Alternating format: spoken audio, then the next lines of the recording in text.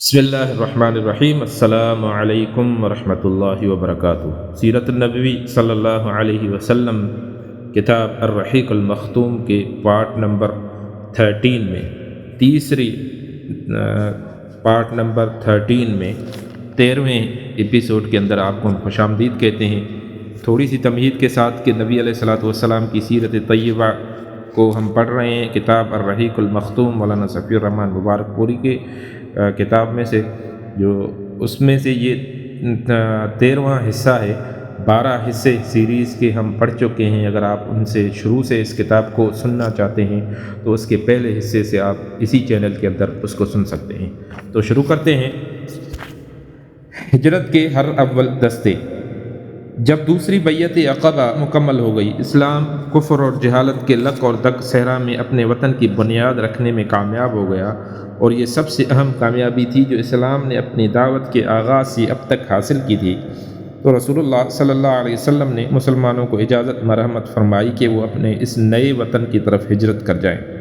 ہجرت کے معنی یہ تھی کہ سارے مفادات تج کر اور مال کی قربانی دے کر محض جان بچا لی جائے، اور وہ بھی یہ سمجھتے ہوئے کہ یہ جان بھی خطرے کی زد میں ہے، ابتدائی راہ سے انتہائی راہ تک کہیں بھی ہلاک کی جا سکتی ہے۔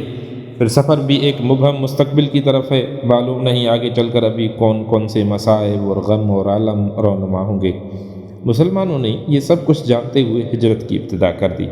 ادھر مشرکین نے بھی ان کی روانگی میں رکاوٹیں کھڑی کرنی شروع کیں، کیونکہ وہ سمجھ رہے تھے کہ اس میں خطرات مضمر ہیں۔ ہجرت کے چند نمونے پیش خدمت ہیں۔ پہلا، سب سے پہلے مہاجر حضرت ابو سلمہ رضی اللہ تعالیٰ عنہ تھے۔ انہوں نے ابن اسحاق کے بقول بیعت عقبہ کبریٰ سے 1 سال پہلے ہجرت کی تھی۔ ان کے ہمراہ ان کے بیوی بچے بھی تھے۔ جب انہوں نے روانہ ہونا چاہا تو ان کے سسرال والوں نے کہا، یہ رہی آپ کی بیگم، اس کے متعلق تو آپ ہم پر غالب آ گئے، لیکن یہ بتائیے کہ یہ ہمارے گھر کی لڑکی آخر کس بنا پر ہم آپ کو چھوڑ دیں کہ آپ اسے شہر شہر گھماتے پھریں؟ چنانچہ انہوں نے ان سے ان کی بیوی چھین لی۔ اس پر ابو سلمہ کے گھر والوں کو تاؤ آ گیا، اور انہوں نے کہا، جب تم لوگوں نے اس عورت کو ہمارے آدمی سے چھین لیا ہے تو ہم اپنا بیٹا اس عورت کے پاس نہیں رہنے دے سکتے۔ چنانچہ دونوں فریق نے اس بچے کو اپنی طرف کھینچنا، جس سے اس کا ہاتھ اکھڑ گیا۔ دونوں فریقوں نے اس بچے کو اپنی طرف کھینچا، جس سے اس کا ہاتھ اکھڑ گیا، اور ابو سلمہ کے گھر والے اس کو اپنے پاس لے گئے۔ خلاصہ یہ کہ ابو سلمہ تنہا مدینے کا سفر کیا۔ اس کے بعد حضرت سلمہ کا یہ حال تھا کہ وہ اپنے شوہر کی روانگی اور اپنے بچے سے محرومی کے بعد روزانہ صبح اب تک پہنچ جاتی جہاں یہ ماجرا پیش آیا تھا، اور شام تک روتی رہتی۔ اسی حالت میں 1 سال گزر گیا۔ بالآخر ان کے گھرانے کے کسی آدمی کو ترس آ گیا، اور اس نے کہا کہ اس بیچاری کو جانے کیوں نہیں دیتے؟ اسے خواہ اس کے شوہر اور اس بیٹے سے جدا کر رکھا ہے۔ اس پر سلمہ سے ان کے گھر والوں نے کہا، اگر تم چاہو تو اپنے شوہر کے پاس چلی جاؤ۔ حضرت سلمہ نے بیٹے کو اس کے ددیال والوں سے واپس لیا اور مدینہ چل پڑیں۔ اللہ اکبر! کوئی 500 کلومیٹر کی مسافت کا سفر، اور ساتھ میں اللہ کی کوئی مخلوق نہیں۔ جب تنعیم پہنچی تو عثمان بن ابی طلحہ مل گیا۔ اسے حالات کی تفصیل معلوم ہوئی تو مشایعت کرتا ہوا مدینہ پہنچانے لے گیا، اور جب قبا کی آبادی نظر آئی تو بولا، تمہارا شوہر اسی بستی میں ہے، اسی میں چلی جاؤ، اللہ برکت دے۔ اس کے بعد وہ مکہ پلٹ آیا۔ دوسری، حضرت صہیب نے جب ہجرت کا ارادہ کیا تو ان سے کفار قریش نے کہا، تم ہمارے پاس آئے تو حقیر اور فقیر تھے، لیکن یہاں آ کر تمہارا مال بہت زیادہ ہو گیا اور تم بہت آگے پہنچ گئے۔ اب تم چاہتے ہو کہ اپنے جان اور اپنے مال دونوں لے کر چل دو؟ بخدا ایسا نہیں ہو سکتا۔ حضرت صہیب نے کہا، اچھا بتاؤ کہ اگر میں اپنے مال چھوڑ دوں تو تم میری راہ چھوڑ دو گے؟ انہوں نے کہا ہاں۔ حضرت صہیب نے کہا، اچھا تو پھر ٹھیک ہے، چلو میرا مال تمہارے حوالے۔ رسول اللہ صلی اللہ علیہ وسلم کو ان کا علم ہوا تو آپ نے فرمایا، صہیب نے نفع اٹھایا۔ حضرت عمر بن خطاب رضی اللہ تعالیٰ عنہ، عیاش بن ابی ربیعہ اور حشام بن عاص بن وائل نے آپس میں طے کیا کہ فلاں جگہ صبح اکٹھے ہو کر وہیں سے مدینے کو ہجرت کی جائے گی۔ حضرت عمر اور حضرت عیاش تو وقت پر مقرر پر آ گئے، لیکن حشام کو قید کر دیا گیا۔ پھر جب یہ دونوں حضرات مدینہ پہنچ کر قباء میں اتر چکے تو عیاش کے پاس ابو جہل اور اس کا بھائی حارث پہنچے۔ تینوں کی ماں ایک تھی۔ ان دونوں نے عیاش سے کہا، تمہاری ماں نے نظر مانی ہے کہ جب تک وہ تمہیں دیکھ نہ لے گی سر میں کنگھی نہ کرے گی، وہ دھوپ چھوڑ کر سائے میں نہ آئے گی۔ یہ سن کر عیاش کو اپنی ماں پر ترس آ گیا۔ حضرت عمر رضی اللہ تعالیٰ عنہ نے یہ کیفیت دیکھ کر عیاش سے کہا، عیاش دیکھو، خدا کی قسم یہ لوگ تم کو محض تمہارے دین سے فتنے میں ڈالنا چاہتے ہیں، لہذا ان سے ہوشیار رہو۔ خدا کی قسم اگر تمہاری ماں کو جوؤں نے اذیت پہنچائی تو وہ کنگھی کر لے گی، اور اسے مکہ کی ذرا اکڑی دھوپ لگی تو وہ سائے میں چلی جائے گی۔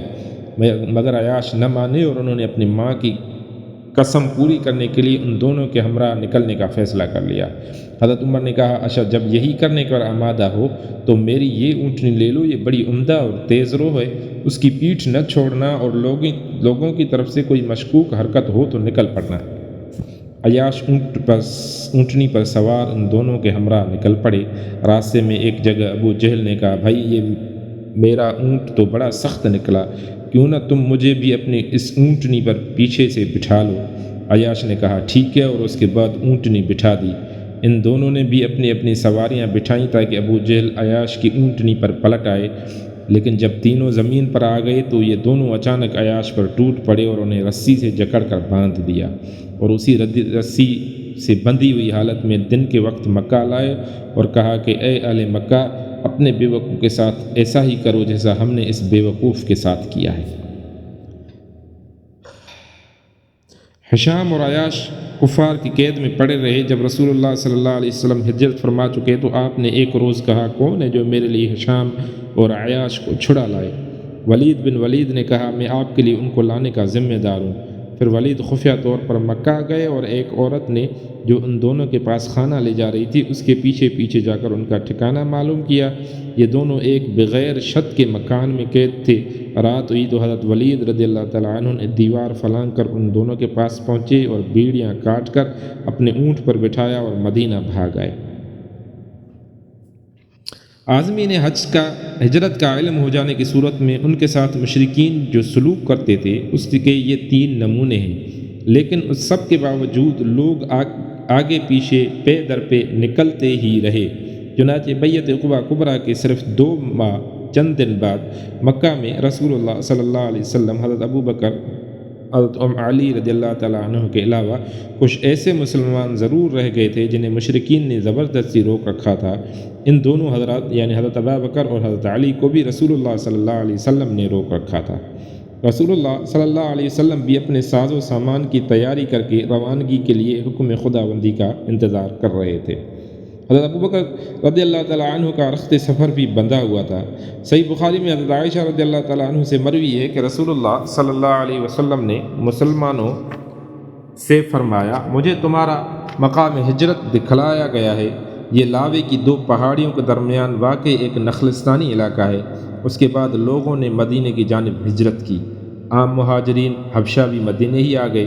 حضرت ابو بکر صدیق رضی اللہ تعالیٰ عنہ نے بھی سفر مدینہ کے لیے ساز و سامان تیار کر لیا، لیکن رسول اللہ صلی اللہ علیہ وسلم نے ان سے فرمایا، ذرا رکے رہو، کیونکہ توقع ہے کہ مجھے بھی اجازت دے دی جائے گی۔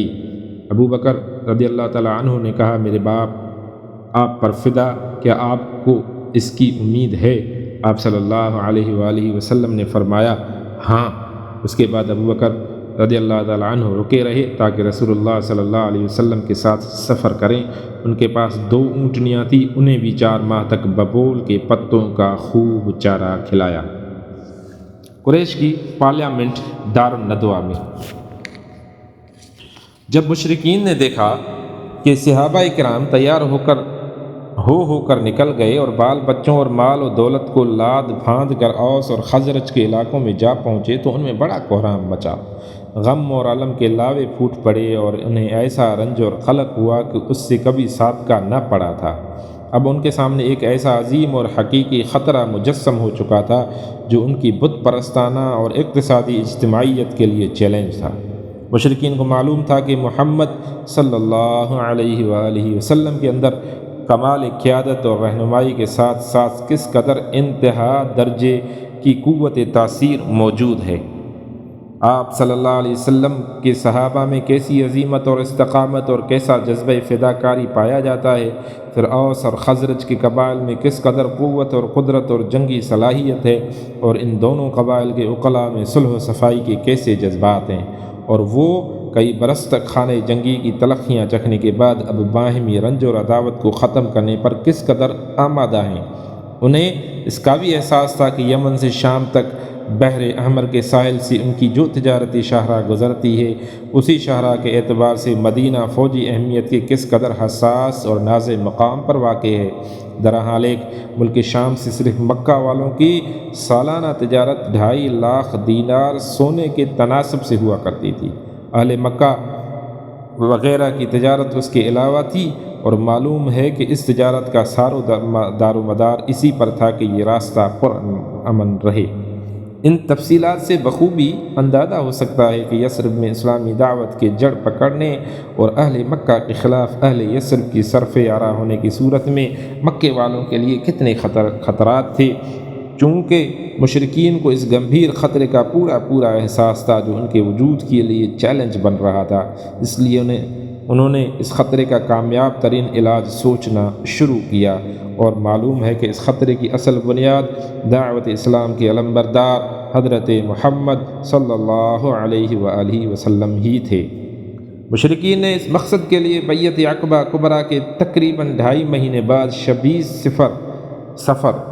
سفر سن 14 نبوت مطابق 12 ستمبر 622 یوم جمعرات کے دن پہلے پہر مکہ کی پارلیمنٹ کے دار الندوہ میں تاریخ کا سب سے خطرناک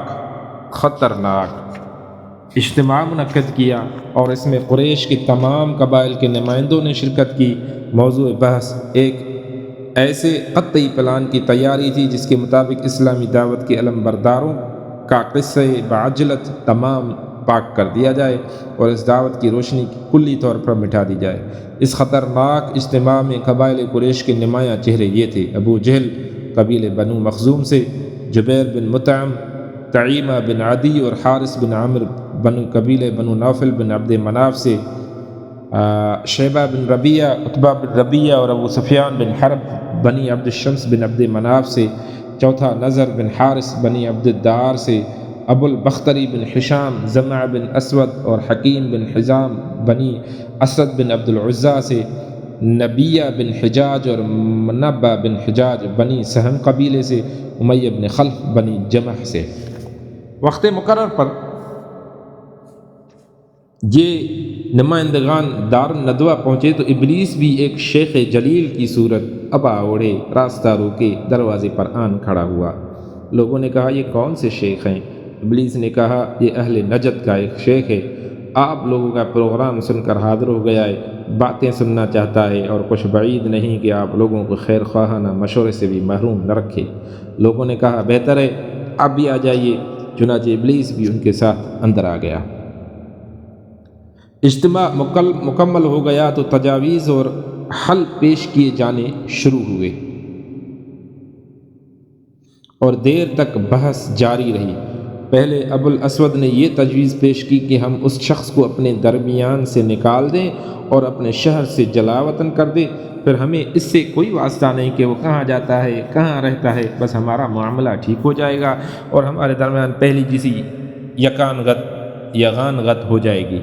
مگر شیخ نجدی یعنی ابلیس نے کہا، نہیں، خدا کی قسم یہ مناسب رائے نہیں ہے۔ تم دیکھتے نہیں ہیں اس شخص کی بات کتنی عمدہ اور بول کتنے میٹھے ہیں، اور جو کچھ لاتا ہے اس کے ذریعے کس طرح لوگوں کا دل جیت لیتا ہے۔ خدا کی قسم اگر تم نے ایسا کیا تو کچھ اطمینان نہیں کہ وہ عرب کے کسی قبیلے میں نازل ہو اور انہیں اپنا پیرو بنا لینے کے بعد تم پر یورش کر دے اور تمہیں تمہارے شہر کے اندر روند کر تم سے جیسا سلوک چاہے کرے، اس کے بجائے کوئی اور تجویز سوچو۔ ابو البختری نے کہا، اسے لوہے کی بیڑیوں میں جکڑ کر قید کر دو اور باہر سے دروازہ بند کر دو، پھر اسی انجام یعنی موت کا انتظار کرو جو اس سے پہلے دوسرے شاعروں مثلا زہیر اور نابغہ وغیرہ کا ہو چکا ہے۔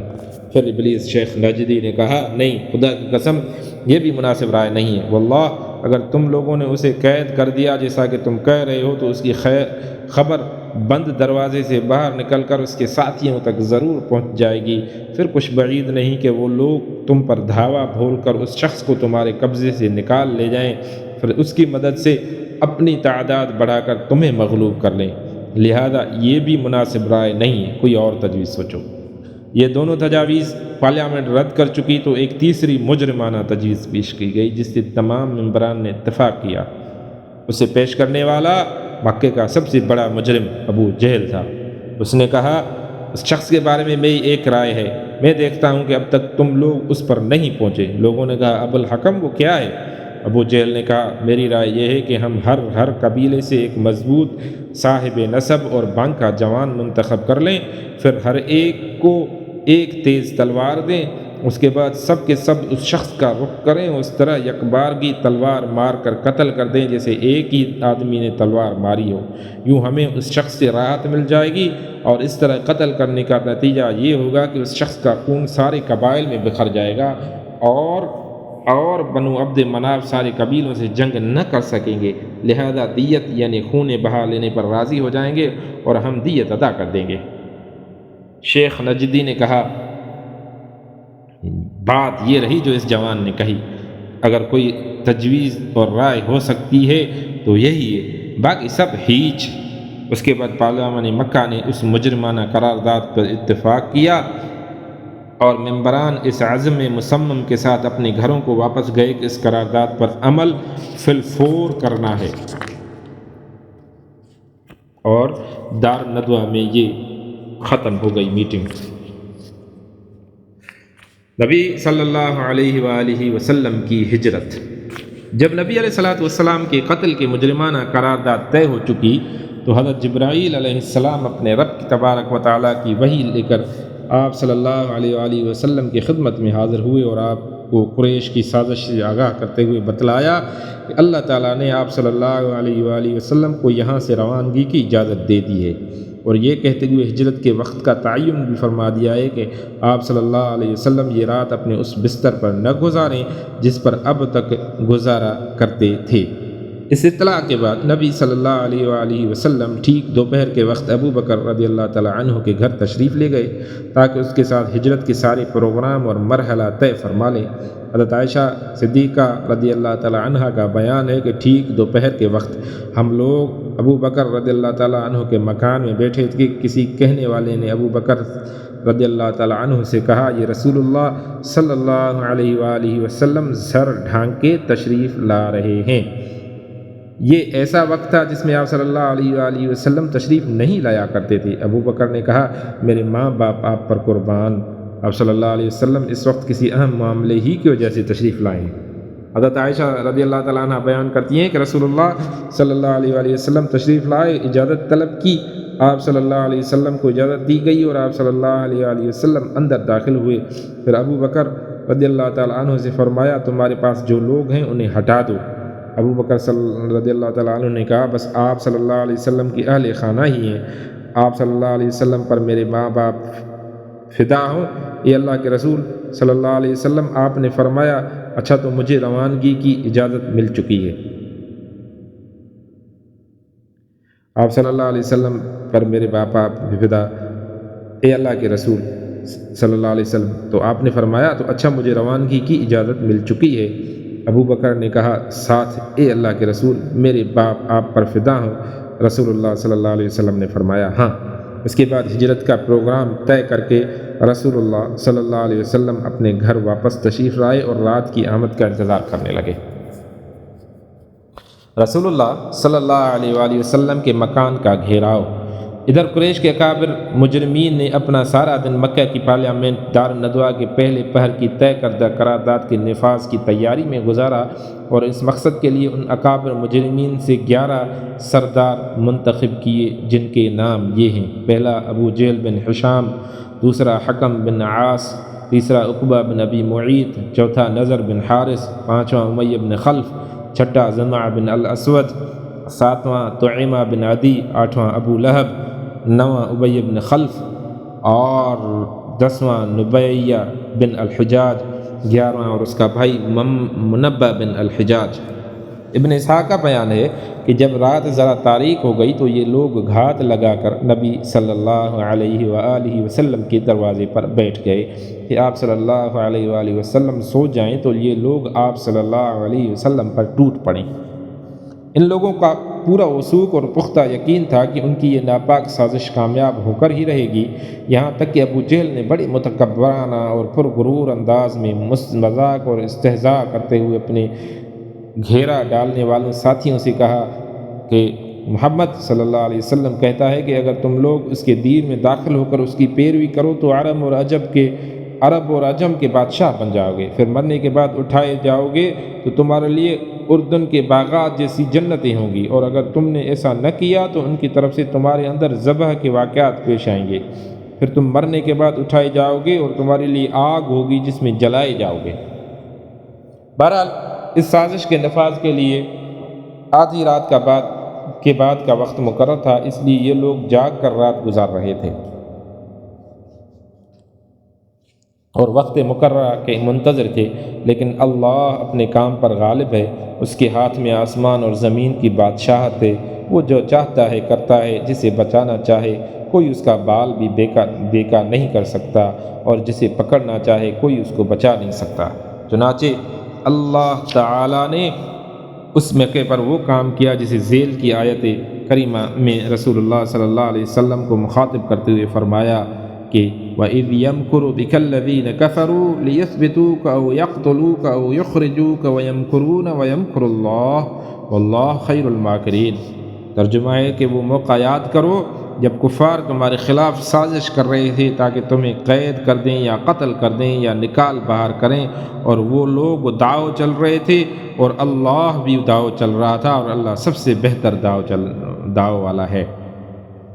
رسول اللہ صلی اللہ علیہ وسلم اپنا گھر چھوڑتے ہیں۔ بہرحال قریش اپنے پلان کے نفاذ کی انتہائی تیاری کے باوجود فاش ناکامی سے دوچار ہوئے، چنانچہ اس نازک ترین لمحے میں رسول اللہ صلی اللہ علیہ وسلم نے حضرت علی رضی اللہ تعالی عنہ سے فرمایا، تم میرے بستر پر لیٹ جاؤ اور میری یہ سبز ہزرمی چادر اوڑھ کر سو رہو، تمہیں ان کے ہاتھوں کوئی گزند نہیں پہنچے گا۔ رسول اللہ صلی اللہ علیہ وآلہ وسلم یہی چادر اوڑھ کر سویا کرتے تھے۔ اس کے بعد رسول اللہ صلی اللہ علیہ وسلم باہر تشریف لے آئے، مشرکین کی صفیں چیریں اور ایک مٹھی سنگ ریزوں والی مٹی لے کر ان کے سروں پر ڈالی، لیکن اللہ نے ان کی نگاہیں پکڑ لیں اور وہ آپ صلی اللہ علیہ وسلم کو نہ دیکھ سکے۔ اس وقت آپ صلی اللہ علیہ وآلہ وسلم یہ آیت تلاوت فرما رہے تھے، وَجَعَلْنَا مِن بَيْنِ أَيْدِيهِمْ سَدًّا وَمِنْ خَلْفِهِمْ سَدًّا فَأَغْشَيْنَاهُمْ فَهُمْ لَا يُبْصِرُونَ۔ ترجمہ ہے جس کا کہ ہم نے ان کے آگے رکاوٹیں کھڑی کر دیں اور ان کے پیچھے رکاوٹ کھڑی کر دی، پس ہم نے انہیں ڈھانک لیا ہے اور وہ دیکھ نہیں رہے ہیں۔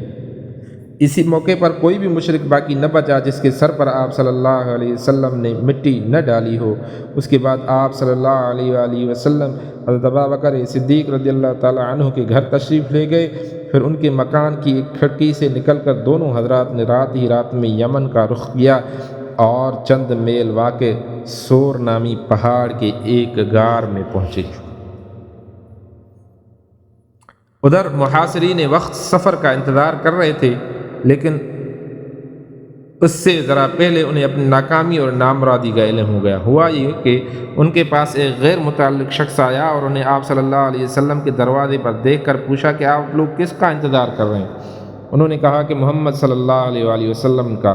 انہوں نے کہا آپ لوگ ناکام اور نامراد ہوئے، خدا کی قسم محمد صلی اللہ علیہ وسلم تو آپ لوگوں کے پاس سے گزرے اور آپ کے سروں پر مٹی ڈالتے ہوئے اپنے کام کو گئے۔ انہوں نے کہا بخدا ہم نے تو انہیں دیکھا ہی نہیں، اور اس کے بعد اپنے سروں سے مٹی جھاڑتے ہوئے اٹھ کھڑے ہوئے، لیکن پھر دروازے کی دراز سے جھانک کر دیکھا تو حضرت علی رضی اللہ تعالی عنہ نظر آئے، کہنے لگے خدا کی قسم یہ تو محمد سوئے پڑے ہیں، ان کے اوپر ان کی چادر موجود ہے۔ چنانچہ یہ لوگ صبح تک وہیں ڈٹے رہے۔ ادھر صبح ہوئی اور حضرت علی رضی اللہ تعالیٰ عنہ بستر سے اٹھے تو مشرکین کے ہاتھوں کے طوطے اڑ گئے۔ انہوں نے حضرت علی رضی اللہ تعالیٰ عنہ سے پوچھا کہ رسول اللہ صلی اللہ علیہ وآلہ وسلم کہاں ہیں؟ حضرت علی رضی اللہ تعالیٰ عنہ نے کہا مجھے معلوم نہیں۔ رسول اللہ صلی اللہ علیہ وآلہ وسلم 27 صفر سن 14 نبوت مطابق 12 یا 13 ستمبر 622 میں کی درمیانی رات اپنے مکان سے نکل کر جان اور مال کے سلسلے میں اپنے سب سے قابل اعتماد ساتھی ابو بکر صدیق رضی اللہ تعالیٰ عنہ کے گھر تشریف لائے تھے، اور وہاں سے پچھواڑے کی ایک کھڑکی سے نکل کر دونوں حضرات باہر کی راہ لی تھی تاکہ مکہ سے جلد از جلد یعنی طلوع فجر سے پہلے باہر نکل جائیں۔ چونکہ نبی صلی اللہ علیہ وآلہ وسلم کو معلوم تھا کہ قریش پوری جان فشانی سے آپ صلی اللہ علیہ وسلم کی تلاش میں لگ جائیں گے، اور جس راستے پر پہلے ان کی نظر اٹھے گی وہ مدینے کا روانی والا راستہ ہوگا جو شمال کے رخ پر جاتا ہے۔ اس لیے آپ صلی اللہ علیہ وسلم نے وہ راستہ اختیار کیا جو اس کے بالکل الٹ تھا، یعنی یمن جانے والا راستہ جو مکہ کے جنوب میں واقع ہے۔ آپ صلی اللہ علیہ وسلم نے اس راستے پر کوئی 5 میل کا فاصلہ طے کیا اور اس پہاڑی کے دامن میں پہنچے جو سور کے نام سے مشہور ہے۔ یہ نہایت بلند پیچ اور مشکل چڑھائی والا پہاڑی ہے۔ یہاں پتھر بھی بکثرت ہیں جن سے رسول اللہ صلی اللہ علیہ وآلہ وسلم کے دونوں پاؤں زخمی ہو گئے، اور کہا جاتا ہے کہ آپ صلی اللہ علیہ وسلم کے نشان قدم چھپانے کے لیے پنجوں کے بل چل رہے تھے، اس لیے آپ صلی اللہ علیہ وسلم کے پاؤں زخمی ہو گئے۔ بہرحال وجہ جو بھی رہی ہو، حضرت ابو بکر رضی اللہ تعالیٰ عنہ نے پہاڑ کے دامن میں پہنچ کر آپ صلی اللہ علیہ وآلہ وسلم کو اٹھا لیا اور دوڑتے ہوئے پہاڑ کی چوٹی پر ایک غار کے پاس جا پہنچے جو تاریخ میں غار سور کے نام سے معروف ہے۔ غار کے پاس پہنچ کر ابو بکر رضی اللہ تعالیٰ عنہ نے کہا، خدا کے لیے ابھی آپ صلی اللہ علیہ وسلم اس میں داخل نہ ہوں، پہلے میں داخل ہو کر دیکھ لیتا ہوں، اگر اس میں کوئی چیز ہوئی تو آپ صلی اللہ علیہ وسلم کے بجائے مجھے اس سے سابقہ پیش آئے گا۔ چنانچہ حضرت ابو بکر صدیق رضی اللہ تعالیٰ اندر گئے اور غار کو صاف کیا۔ ایک جانب چند سوراخ تھے جنہیں اپنا تہ بند پھاڑ کر بند کیا، لیکن 2 سوراخ باقی بچ رہے۔ حضرت ابو بکر صدیق رضی اللہ تعالیٰ عنہ نے ان دونوں پر اپنا پاؤں رکھ دیے، پھر رسول اللہ صلی اللہ علیہ وسلم سے عرض کی کہ اندر تشریف لائیں۔ آپ صلی اللہ علیہ وآلہ وسلم اندر تشریف لے گئے اور حضرت ابو بکر صدیق رضی اللہ تعالیٰ عنہ کی آغوش میں سر رکھ کر سو گئے۔ ادھر حضرت ابو بکر رضی اللہ تعالیٰ عنہ کے پاؤں میں کسی چیز نے ڈس لیا، مگر اس ڈر سے ہلے بھی نہیں کہ رسول اللہ صلی اللہ علیہ وسلم جاگ نہ جائیں، لیکن ان کے آنسو رسول اللہ صلی اللہ علیہ وسلم کے چہرے پر ٹپک گئے اور آپ صلی اللہ علیہ وآلہ وسلم کی آنکھ کھل گئی۔ آپ صلی اللہ علیہ وسلم نے فرمایا، ابو بکر تمہیں کیا ہوا؟ عرض کی کہ میرے ماں باپ اب پر قربان، مجھے کسی چیز نے ڈس لیا ہے۔ رسول اللہ صلی اللہ علیہ وآلہ وسلم نے اس پر لعاب دہن لگایا اور تکلیف جاتی رہی۔ یہاں دونوں حضرات نے 3 راتیں یعنی جمعہ، سنیچر اور اتوار کی راتیں چھپ کے گزاریں۔ اسی دوران ابو بکر صدیق رضی اللہ تعالیٰ عنہ کے صاحبزادے عبداللہ بھی یہیں رات گزارتے تھے۔ حضرت عائشہ رضی اللہ تعالیٰ عنہ کا بیان ہے کہ وہ گہری سوجھ بوجھ کے مالک سخن فہم نوجوان تھے۔ شہر کی تاریکی میں ان دونوں حضرات کے پاس چلے جاتے اور مکہ میں قریش کے ساتھ یوں صبح کرتے گویا انہوں نے یہیں رات گزاری ہے۔ پھر آپ دونوں کے خلاف سازش کی جو کوئی بات سنتے انہیں اچھی طرح یاد کر لیتے، اور جب تاریکی گہری ہو جاتی تو اس کی خبر لے کر غار میں پہنچ جاتے۔ ادھر حضرت ابو بکر صدیق رضی اللہ تعالیٰ عنہ کے غلام عامر بن فہیرہ بکریاں چراتے رہتے، اور جب رات کا ایک حصہ گزر جاتا تو بکریاں لے کر ان کے پاس پہنچ جاتے۔ اس طرح دونوں حضرات رات کو آسودہ ہو کر دودھ پی لیتے، پھر صبح تڑکے ہی عامر بن فہیرہ بکریاں ہانک کر چلے جاتے۔ تینوں رات انہوں نے یہی کیا۔ مزید یہ کہ عامر بن فہیرہ حضرت عبداللہ بن ابی بکر کے مکہ جانے کے بعد انہیں کے نشانات قدم پر بکریاں ہانکتے تاکہ نشانات بھی مٹ جائیں۔ ادھر قریش کا یہ حال تھا کہ جب منصوبہ قتل کی رات گزر گئی اور صبح کو یقینی طور پر معلوم ہو گیا کہ رسول اللہ صلی اللہ علیہ وسلم ان کے ہاتھ سے نکل چکے ہیں تو ان پر گویا جنون طاری ہو گیا۔ انہوں نے سب سے پہلے اپنا غصہ حضرت علی رضی اللہ تعالیٰ عنہ پر اتارا اور آپ کو گھسیٹ کر خانہ کعبہ تک لے گئے اور ایک گھڑی زیر حسارت رکھا کہ ممکن ہے ان دونوں کی خبر لگ جائے۔ لیکن جب حضرت علی رضی اللہ تعالیٰ عنہ سے کچھ حاصل نہ ہوا تو ابو بکر رضی اللہ تعالیٰ عنہ کے گھر آئے اور دروازہ کھٹکھٹایا۔ حضرت اسماء بنت ابی بکر برآمد ہوئی، ان سے پوچھا کہ تمہارے ابا کہاں ہیں؟ انہوں نے کہا، بخدا مجھے معلوم نہیں کہ میرے ابا کہاں ہیں۔ اس پر کمبخت خبیث ابو جہل نے ہاتھ اٹھا کر ان کے رخسار پر اس زور کا تھپڑ مارا کہ ان کے کان کی بالی گر گئی۔ اس کے بعد قریش نے ایک ہنگامی اجلاس کر کے یہ طے کیا کہ ان دونوں کی گرفتار کرنے کے لیے تمام ممکنہ وسائل کام میں لائے جائیں گے۔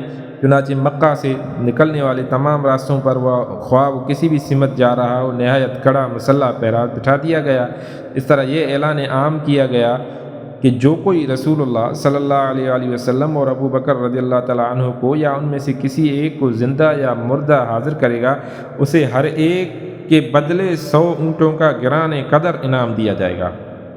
اس اعلان کے نتیجے میں سوار اور پیادے اور نشانات قدم کے ماہر کھوجی نہایت سرگرمی سے تلاش میں لگ گئے اور پہاڑوں، وادیوں اور نشیب و فراز میں ہر طرف بکھر گئے، لیکن نتیجہ اور حاصل کچھ نہ رہا۔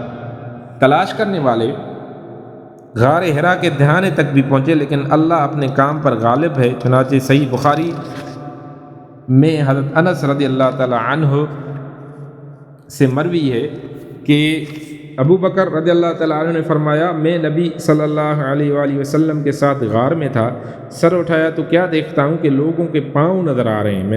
میں نے کہا، اے اللہ کے نبی، اگر ان میں سے کوئی شخص محض اپنی نگاہ نیچے کر دے تو ہمیں دیکھ لے گا۔ آپ صلی اللہ علیہ وسلم نے فرمایا، ابو بکر خاموش رہو، ہم دو ہیں جن کا تیسرا اللہ ہے۔ ایک روایت میں الفاظ یہ ہیں کہ ما ظنک یا ابو بکر باثنین اللہ ثالثہما۔ ابو بکر، ایسے 2 آدمیوں کے بارے میں تمہارا کیا خیال ہے جن کا تیسرا اللہ ہو؟